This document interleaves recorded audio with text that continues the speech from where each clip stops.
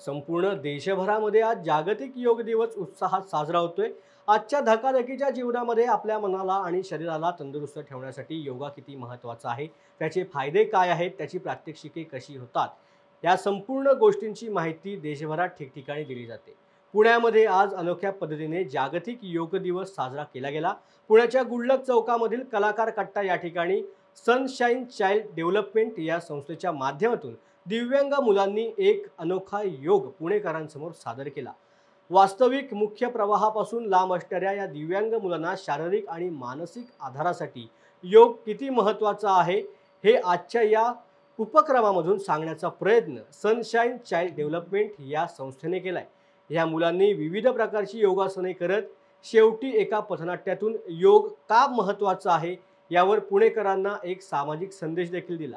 या उपक्रमाबाबत संस्थेच्या संस्थापिका डॉक्टर तेजस्विता सावंत यांनी न्यूज अनकटशी संवाद साधला।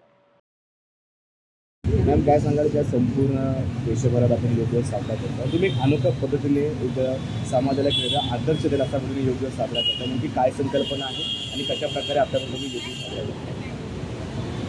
हॅलो, मी डॉक्टर तेजस्विता सावंत आणि आम्ही इथे सगळे सनशाईन चाइल्ड डेव्हलपमेंट सेंटरमधून वाकड पुणे इथून आलेलो आहोत आणि आज इंटरनॅशनल योगा दिवस आहे आणि आज दोन गोष्टी आम्ही घेऊन आलेलो आहेत। एक तर योगाचं महत्त्व, यावर्षीचं जसं थीम आहे yoga for self and society, तर आम्ही स्वतः योगा करणार आणि आम्ही सगळ्यांना सांगणार की योगा करा, ही पहिली थीम आहे। आणि दुसरं, आज आम्हाला इथे सर्वांना दाखवायचं आहे की आमची मुलं जी आहेत ती स्पेशल नीड्स आहेत, पण कुठे कोणाला कमी दिसली आहेत का केव्हा नाही।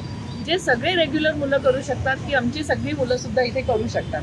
आज ही दोन गोष्टी आम्ही घेऊन आलो इथे सगळ्यांना दाखवायला की आमची जी मुलं आहेत ती कोणापेक्षाही कमी नाही आहेत आणि योगाने त्यांना इतका फायदा झालेला आहे की पीस ऑफ माइंड, शांती मिळते। आपण सगळ्यांनी थोड्या वेळापूर्वी बघितलं, सगळी मुलं इथे 20-25 मिनटं ध्यानधारणा करत बसले होते।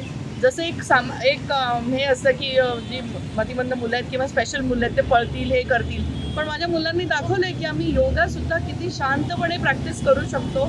आणि आम्ही गेले 4 वर्ष झाले इंटरनॅशनल योगा डे आम्ही शाळेमध्ये प्रॅक्टिस करत होतो। यावर्षी आम्ही ठरवलं की बाहेर जायचं आणि प्रॅक्टिस करायचं आणि दाखवायचं सगळ्यांना की आमची मुलंसुद्धा बाहेरसुद्धा इतक्या सगळ्या क्राऊडमध्ये पण एक जो आम्हाला मेसेज पोहोचवायचा आहे तो आम्ही पोहोचू शकतो।